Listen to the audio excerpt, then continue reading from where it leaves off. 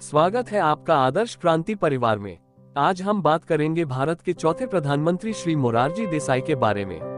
श्री मोरारजी देसाई का जन्म 29 फरवरी 1896 को भदेली गांव, जो अब गुजरात के बुलसर जिले में स्थित है, में हुआ था। उनके पिता एक स्कूल शिक्षक थे एवं बेहद अनुशासन प्रिय थे। बचपन से ही युवा मोरारजी ने अपने पिता से सभी परिस्थितियों में कड़ी मेहनत करने एवं सच्चाई के मार्ग पर चलने की सीख ली। उन्होंने सेंट बुसर हाई स्कूल से शिक्षा प्राप्त की एवं अपनी मैट्रिक की परीक्षा उत्तीर्ण की। तत्कालीन बंबई प्रांत के विल्सन सिविल सेवा से 1918 में स्नातक की डिग्री प्राप्त करने बाद उन्होंने 12 वर्षों तक डिप्टी कलेक्टर के रूप में कार्य किया। 1930 में जब भारत में महात्मा गांधी द्वारा शुरू किया गया आजादी के लिए संघर्ष अपने मध्य में था, श्री देसाई का ब्रिटिश न्याय व्यवस्था में विश्वास खो चुका था, इसलिए उन्होंने सरकारी नौकरी छोड़कर आजादी की लड़ाई में भाग लेने का निश्चय किया। यह एक कठिन निर्णय था, लेकिन श्री देसाई ने महसूस किया कि यह देश की आजादी का सवाल था। परिवार से संबंधित समस्याएं बाद में आती हैं, देश पहले आता है। श्री देसाई को स्वतंत्रता संग्राम के दौरान 3 बार जेल जाना पड़ा। वे 1931 में अखिल भारतीय कांग्रेस समिति के सदस्य बने और 1937 तक गुजरात प्रदेश कांग्रेस कमेटी के सचिव रहे।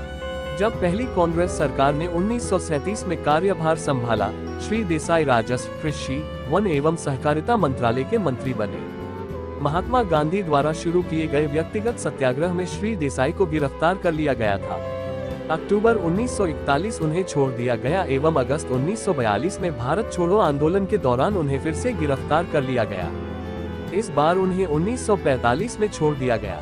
1946 में राज्य विधानसभा के चुनावों के बाद वे मुंबई में गृह एवं राजस्व मंत्री बने।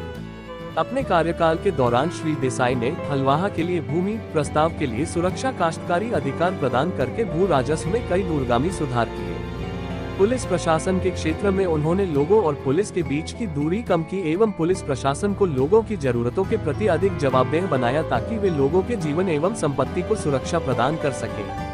वर्ष 1952 में वे बंबई के मुख्यमंत्री बने। वह यह मानते थे कि जब तक गांवों और कस्बों में रहने वाले गरीब लोग सामान्य जीवन जीने में सक्षम नहीं हैं, तब तक समाजवाद का कोई मतलब नहीं है।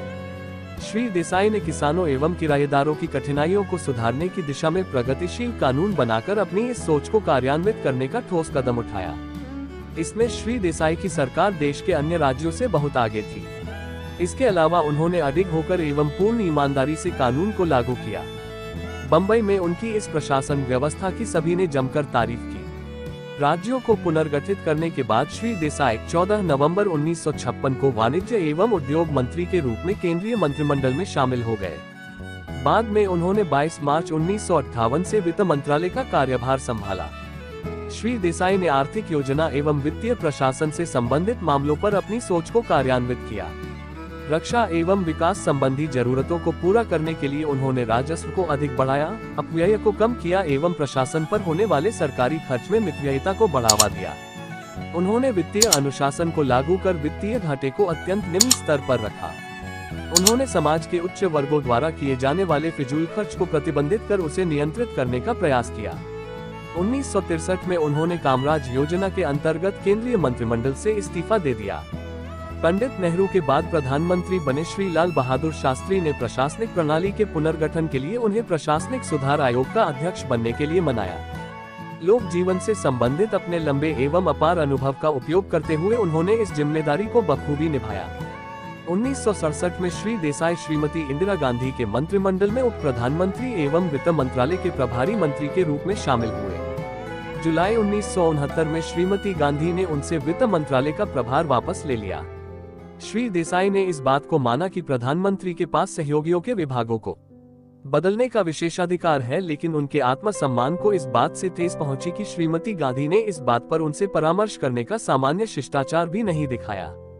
इसलिए उन्हें यह लगा कि उनके पास भारत के उप प्रधानमंत्री पद से इस्तीफा देने के अलावा कोई और विकल्प नहीं था। 1969 में कांग्रेस पार्टी के विभाजन के बाद श्री देसाई कांग्रेस संगठन के साथ ही रहे। वे आगे भी पार्टी में मुख्य भूमिका निभाते रहे। वे 1971 में संसद के लिए चुने गए। 1975 में गुजरात विधानसभा के भंग किए जाने के बाद वहां चुनाव कराने के लिए वे अनिश्चितकालीन उपवास पर चले गए। परिणामस्वरूप जून 1975 में वहां चुनाव हुए। 4 विपक्षी दलों एवं निर्दलीय उम्मीदवारों के समर्थन से गठित जनता दल ने विधानसभा में पूर्ण बहुमत प्राप्त कर लिया। इलाहाबाद उच्च न्यायालय द्वारा श्रीमती गांधी के लोकसभा चुनाव को निरर्थक घोषित करने के फैसले के बाद श्री देसाई ने माना कि लोकतांत्रिक सिद्धांतों को ध्यान में रखते हुए श्रीमती गांधी को अपना इस्तीफा दे देना चाहिए था। आपातकाल घोषित होने के समय 26 जून 1975 को श्री देसाई को गिरफ्तार कर हिरासत में ले लिया गया था। उन्हें एकांत कारावास में रखा गया था और लोकसभा चुनाव कराने के निर्णय की घोषणा से कुछ पहले 18 जनवरी 1977 को उन्हें मुक्त कर दिया गया। उन्होंने देश भर में पूरे जोर शोर से अभियान चलाया एवं छठी लोकसभा के लिए मार्च 1977 में आयोजित आम चुनाव में जनता पार्टी की जबरदस्त जीत में उनकी महत्वपूर्ण भूमिका थी। श्री देसाई गुजरात के सूरत निर्वाचन क्षेत्र से लोकसभा के लिए चुने गए थे। बाद में उन्हें सर्वसम्मति से संसद में जनता पार्टी के नेता के रूप में चुना गया एवं 24 मार्च 1977 को उन्होंने भारत के प्रधानमंत्री के रूप में शपथ ली। श्री देसाई ने 1911 में गुजराबेन से शादी की। उनके 5 बच्चों में से एक बेटी और एक बेटा अभी जीवित है। प्रधानमंत्री के रूप में श्री देसाई चाहते थे कि भारत के लोगों को इस हद तक निडर बनाया जाए कि देश में कोई भी व्यक्ति, चाहे वो सर्वोच्च पद पर ही आसीन क्यों न हो, अगर कुछ गलत करता है तो कोई भी उसे उसकी गलती बता सके। उन्होंने बार बार यह कहा, कोई भी, यहाँ तक कि प्रधानमंत्री भी देश के कानून से ऊपर नहीं होना चाहिए। उनके लिए सच्चाई एक अवसर नहीं बल्कि विश्वास का एक अंग था। उन्होंने शायद ही कभी अपने सिद्धांतों को स्थिति की बाध्यताओं के आगे दबने दिया। मुश्किल परिस्थितियों में भी वे प्रतिबद्धता के साथ आगे बढ़ते गए। वह स्वयं यह मानते थे, सभी को सच्चाई और विश्वास के अनुसार ही जीवन में कर्म करना चाहिए।